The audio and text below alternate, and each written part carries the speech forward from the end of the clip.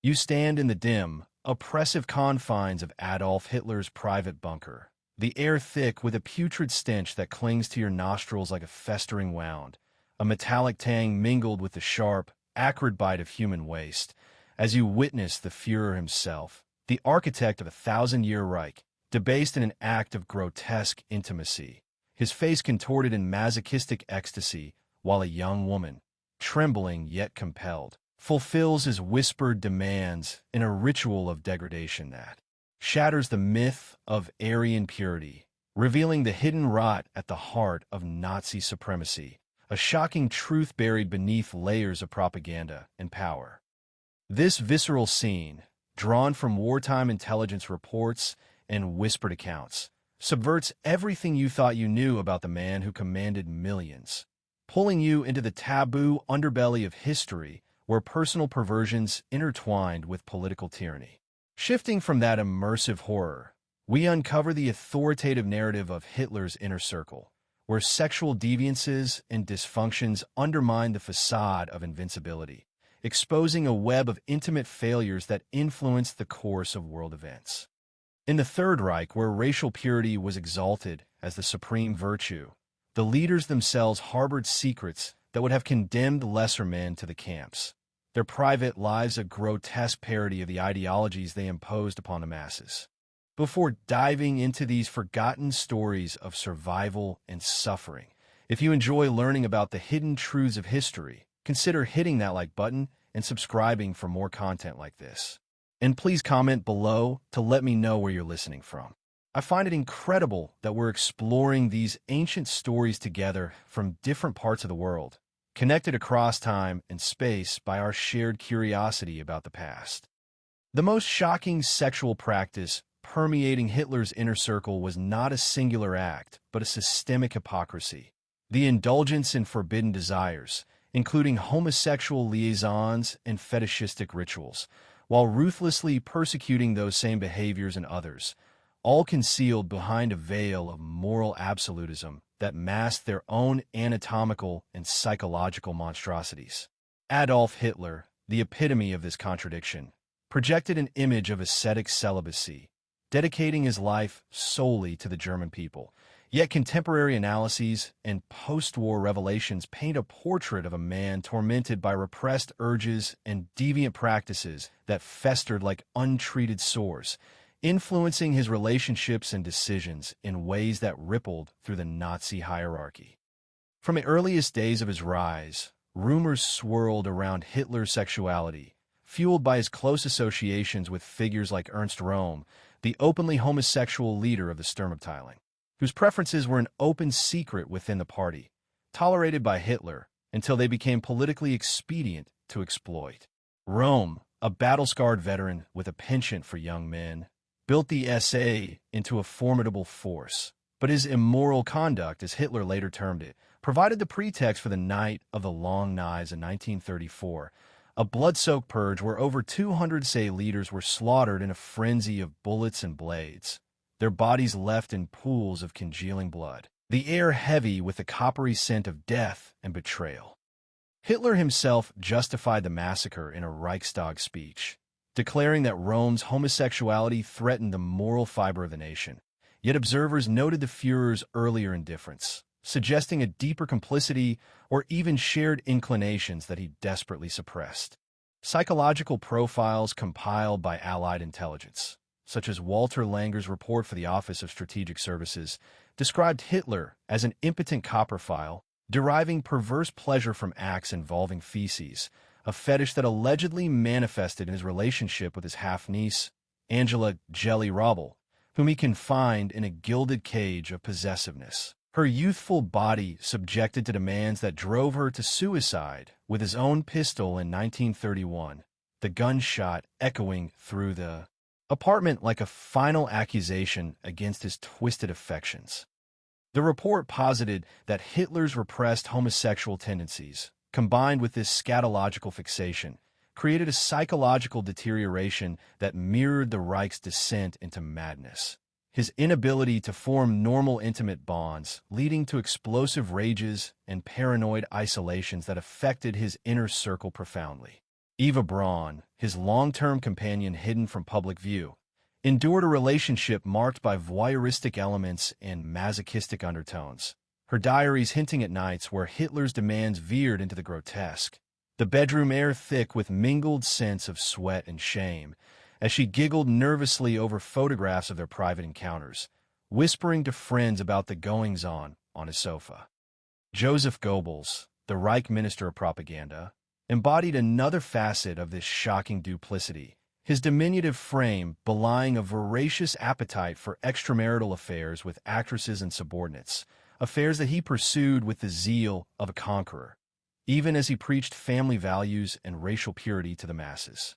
His wife Magda, often hailed as the ideal Nazi woman, was complicit in this web, engaging in her own liaisons, including a rumored flirtation with Hitler himself, their marriage a facade of domestic bliss cracked by infidelity and jealousy, culminating in a horrific murder-suicide of their 6 children in the bunker as the Red Army closed in, the children's bodies limp and poisoned, a final act of dysfunction born from years of suppressed truths. Heinrich Himmler, the architect of the SS and the Holocaust, channeled his own peculiarities into the Lebensborn program, a state-sponsored breeding initiative designed to propagate the Aryan race through calculated sexual unions, where selected women were paired with SS officers in clinical yet intimate encounters, their bodies inspected for racial fitness like livestock at auction. The air in the maternity homes redolent with the sterile scent of antiseptics, masking the underlying coercion. This program, overseen by Himmler with obsessive detail, involved not only voluntary participants, but the abduction of thousands of children from occupied territories, their Aryan features measured with calipers and rulers, torn from their families in acts of genetic theft that echoed the inner circle's disregard for human dignity in pursuit of ideological fantasies. Hermann Göring, the corpulent Luftwaffe chief, indulged in opulent excesses that extended to his bedroom, his morphine addiction exacerbating erectile dysfunctions whispered about in courtier circles, his marriages and mistresses a desperate attempt to affirm his virility amid the Reich's crumbling facade, the velvet-draped chambers of Karen Hall witnessing scenes of pharmacological desperation, syringes and pills scattered like remnants of failed conquests. These personal failings, hidden behind medals and uniforms, bred paranoia within the leadership, as each man feared exposure of their vulnerabilities, leading to intricate networks of surveillance and betrayal that mirrored the Gestapo's tactics turned inward. The escalation of these dysfunctions began subtly, with Hitler's youthful inexperience manifesting in awkward encounters, as recounted by Maria Reiter, who described his kisses as fumbling and inept, a man more comfortable with crowds than caresses, his anatomical configuration perhaps marred by hypospadias, a congenital condition rumored from medical examinations, with a urethral opening displaced, causing lifelong embarrassment and contributing to his aversion to nudity. As power consolidated, these issues intensified, his relationships devolving into possessive tyrannies. Robbel's confinement in Munich a prelude to Braun's isolation at the Berghof, where servants overheard muffled arguments and sobs, the mountain air crisp yet tainted by the undercurrent of emotional abuse. In the inner circle, Rome's blatant homosexuality, documented in letters and scandals as early as 1931, created fissures, his parties in Munich dens of male companionship, where alcohol flowed and inhibitions dissolved, the laughter masking the danger of exposure in a regime that increasingly viewed such acts as treasonous. Hitler, initially protective, calling Rome my dear friend in private correspondence, turned savagely when conservative allies like President Hindenburg demanded action. The purge unfolding with SS squads bursting into hotel rooms, dragging half-naked men to execution sites, bullets shattering flesh and bone in a cacophony of retribution that solidified Hitler's absolute control. Goebbels' affairs, numbering in the dozens, included high-profile liaisons with Czech actress Lida Barova, whose exotic beauty ignited a scandal that nearly dissolved his marriage. Magda, confronting Hitler in tears, the Führer mediating like a patriarch over his dysfunctional family, forbidding the divorce to preserve the regime's image, the tension simmering like a festering boil. Goebbels' diary entries revealing a man torn between lust and loyalty, his propaganda machine, ironically, promoting fidelity while he betrayed it nightly. Himmler's Lebensborn escalated from maternity support to eugenic engineering, women undergoing rigorous examinations, their hips measured, breasts assessed for nursing potential, then encouraged or coerced into unions with anonymous SS donors. The encounters arranged in secluded facilities where clinical detachment clashed with biological imperatives, resulting in thousands of births amid whispers of forced inseminations and postpartum hemorrhages untreated in the name of racial sacrifice. Accounts from participants, like Hildegard Trutz, describe the selection process as a degrading parade, bodies probed by doctors with cold instruments, the promise of serving the fatherland masking the violation of autonomy. These private dysfunctions spilled into public realms, Hitler's alleged impotence fueling his rage against perceived inferiors, manifesting in policies that sterilized hundreds of thousands deemed unfit, a projection of his own fears onto the populace, the surgical blades slicing through flesh in operating theaters echoing his internal torments. Rome's purge not only eliminated a rival, but set a precedent for internal cleansings, the SA's dissolution weakening potential opposition, allowing Himmler and the SS to rise, their black uniforms a symbol of the regime's darkening soul. Goebbels' infidelities, strained alliances, his obsession with Berova leading to a temporary banishment from Hitler's favor, the propaganda minister groveling for reinstatement. His films, meanwhile, glorifying heroic masculinity while he struggled with his own inadequacies, rumored to include premature ejaculations and venereal infections contracted from his conquests, the syphilis scars hidden under makeup during public appearances. The collateral damage extended to spouses and children. Magda Goebbels suffering postpartum depressions after multiple births, her affairs a desperate bid for affirmation in a loveless union. The children pawns in a game of appearances, ultimately sacrificed in cyanide-laced drinks as the bunker trembled under Soviet artillery, their small bodies convulsing in agony, a macabre testament to parental failure. Court physicians and servants bore witness to these horrors. Doctors like Theodor Morell injecting Hitler with dubious concoctions of vitamins and hormones to combat his flagging libido, the needles piercing veins swollen from stress. The mixtures including extract from bull testicles in a futile quest for potency. Morell's notes detailing gastrointestinal distresses that hinted at the coprophilic obsessions. The Führer's flatulence, a constant embarrassment in meetings, the air fouled with. Odors that subordinates dared not acknowledge.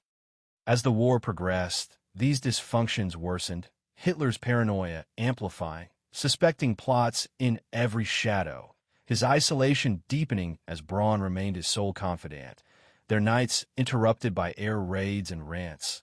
The Berghof's opulence contrasting with the decay of his body, rumored to include undescended testicles from a wartime injury. A hypospadias that made urination painful and intercourse awkward, contributing to his avoidance of physical examinations.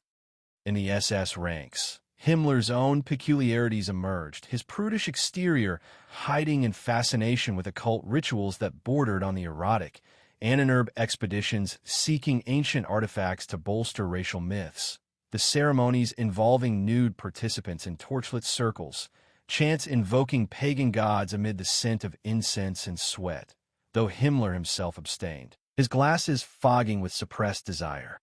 Desperate measures ensued, Hitler turning to quack remedies, amphetamines heightening his mania, leading to erratic decisions like the invasion of Russia, where personal inadequacies projected onto grand strategies, the Eastern Front a bloodbath mirroring his internal chaos. Goebbels, facing erectile failures from overindulgence, sought similar stimulants, his affairs becoming frantic, the women discarded like used scripts when they failed to revive his vigor.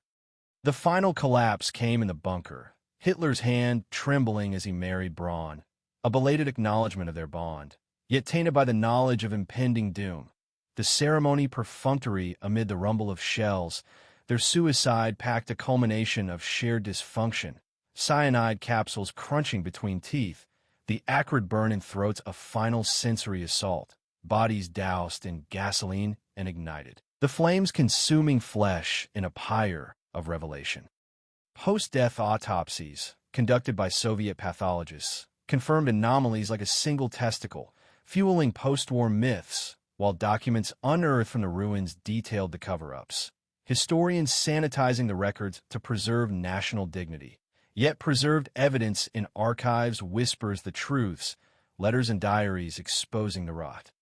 Returning to that initial scene in the bunker, now transformed by our knowledge, we see not just a man debased, but a regime built on illusions.